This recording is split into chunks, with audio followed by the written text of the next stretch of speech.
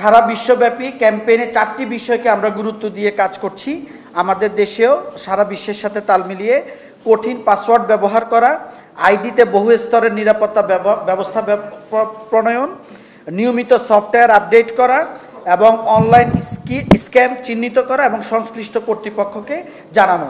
আমরা যদি কোনো অনলাইন স্ক্যাম পাই বা যদি মনে করি যে কেউ আমাদেরকে কী বলে তথ্য প্রযুক্তি ব্যবহার করে সাইবার অ্যাটাক ধরনের অ্যাক্টিভিটি করছে, তাহলে আমরা এটা অবশ্যই নিজেরা সচেতন হব এবং আইন শৃঙ্খলা রক্ষাকারী বাহিনীর কাছে আমরা যাব এবং ওনাদেরকে আমরা জানাবো।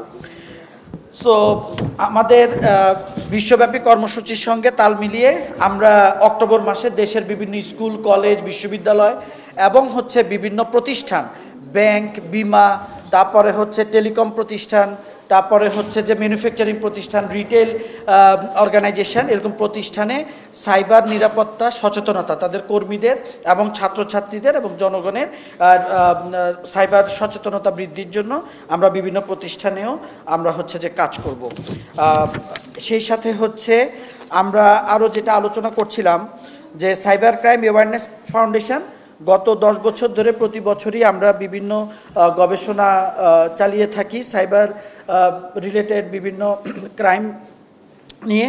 সেক্ষেত্রে 2024 সালে আমাদের যে গবেষণাটা হয়েছিল, সে গবেষণায় আমরা দেখতে পেয়েছি সর্বোচ্চ 78% বয়সী 18 থেকে 30 বছরের মধ্যে যারা সাইবার ক্রাইমের শিকার হন।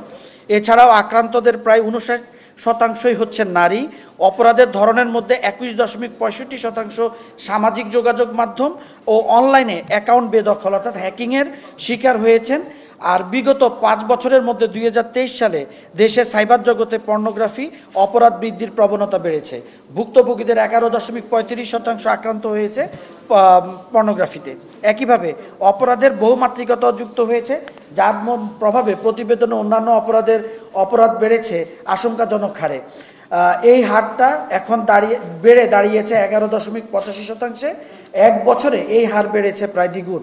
ভুক্তভোগীদের মধ্যে 47.72% সামাজিক মর্যাদাহানি, 40.15% আর্থিক ক্ষতির শিকার এবং প্রায় সবাই মানসিক যন্ত্রণার কাতর ছিলেন।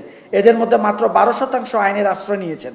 এইটা যে আমাদের জন্য সবচেয়ে সেন্সিটিভ জায়গা, যে যারা সাইবার ক্রাইমে আক্রান্ত হচ্ছেন ওনাদের মধ্যে মাত্র 12% আইন শৃঙ্খলা রক্ষাকারী বাহিনীকে ইনফর্ম করেন এবং আইন শৃঙ্খলা রক্ষাকারী বাহিনীর সাহায্য নেন। তার মানে আমাদের মধ্যে আইন যে আমাদেরকে প্রোটেক্ট করতেছে, নাগরিকদেরকে প্রোটেক্ট করছে, সেই জন্য যে আইন আছে, সাইবার সিকিউরিটি অর্ডিন্যান্স আছে, এই ব্যাপারে আমাদের জনগণের মধ্যে সচেতনতাটা খুবই কম। সো এই জায়গাটাকে আমাদেরকে সচেতন করতে হবে। তাহলে যেটা হয়, আইন মানে কি করা যাবে কি করা যাবে না। সেক্ষেত্রে অনেক সময় যারা অপরাধ করেন ওনারাও আইন সম্পর্কে সচেতন থাকার কারণে ওনারা অপরাধটা করা থেকে বিরত থাকেন। আবার যারা অপরাধের শিকার হন ওনারাও কিন্তু জানেন যে এটা আমি যদি সরকারকে জানাতে পারি, আইন শৃঙ্খলা রক্ষাকারী বাহিনীর সহযোগিতা নেই, তাহলে তারা অপরাধী যে আইনের আওতায় আসবে, সেটাও সুশাসন আসলে নিশ্চিত করবে। এবং একটা সমাজে, একটা রাষ্ট্রে যখন সুশাসন থাকে প্রত্যেকটা জায়গা থেকে, তখনই কিন্তু সেখানে অপরাধের পরিমাণটা কমে এবং জনগণের সচেতনতা বাড়ে। এখানে আমরা দেখতে পাচ্ছি যে সন্তুষ্ট নন আইন শৃঙ্খলা রক্ষাকারী বাহিনী অভিযোগকারীদের মধ্যে 12.50 মন্তব্য করেন নাই। সন্তুষ্ট নন আইন শৃঙ্খলা রক্ষাকারী বাহিনী যে সাপোর্ট দিয়েছেন, তা ওনাদেরকে জানানোর পরে যে সাপোর্ট পাওয়া গেছে তাতে সন্তুষ্ট নন 87.50%। এইসব প্রতারণায় আক্রান্তদের বেশিরভাগই শিক্ষিত। প্রাপ্ত তথ্য অনুযায়ী সর্বোচ্চ 40.90% ভুক্তভোগী উচ্চ মাধ্যমিক পাস, 21.21% স্নাতক বা সম্মান পাস, 16.66% মাধ্যমিক পাস, 12.87% মাধ্যমিকের নিচে। আমি বুঝি নির্মাণের শিল্প, সালাম স্টিল বোঝে ডিউরেবিলিটি। সালাম স্টিল, মোস্ট ডিউরেবল স্টিল। তাহলে এখানে আমরা দেখতে পাচ্ছি কিন্তু একটা লেভেলের একটা, যেমন এসএসসি থেকে তার উপরে অনার্স মাস্টার্স কমপ্লিট করছেন এরকম নাগরিকরা অনেক বেশি হচ্ছে যে আক্রান্ত হচ্ছেন। তার মানে যারা শিক্ষিত, লেখাপড়া জানেন, যারা বুঝেন, এবং যেহেতু ওনারা সোশ্যাল মিডিয়া ব্যবহার করছেন এবং তথ্য প্রযুক্তির বিভিন্ন সেবা নিচ্ছেন, সো ওনাদের কিন্তু একটা লেভেল পর্যন্ত ধারণা আছে যে কোনটা স্ক্যাম, কোনটা প্রতারণা হতে পারে।